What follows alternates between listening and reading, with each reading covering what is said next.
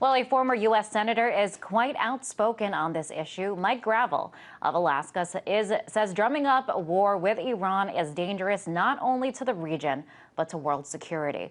RT's Daniel Bichelle sat down with the former senator. Take a listen.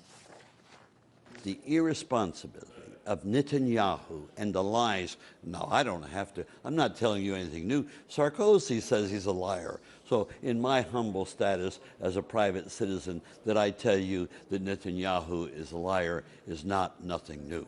But he is a liar because he's made statements about Iran that are absolutely ridiculous. And all it is to create the fear for the people within Israel.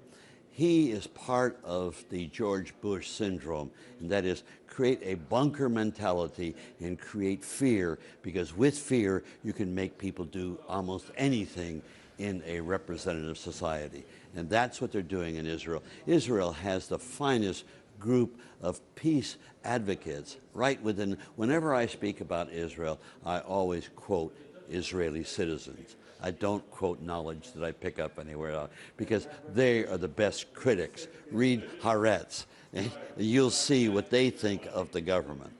And so this whole ginning up of a war with Iran, very dangerous, because Iran is not Syria, not Lebanon. Iran is a proud nation, and they have missile capabilities.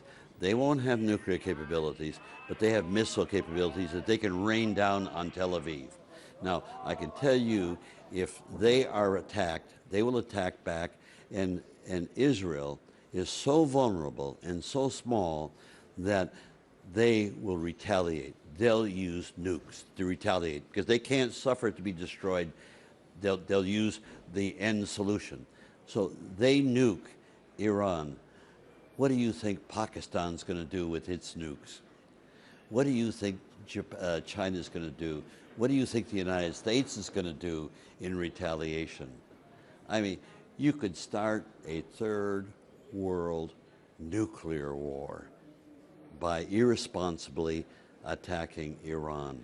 The best way to solve the problem with Iran is leave them alone. They eventually built a democracy that we Americans destroyed with the British.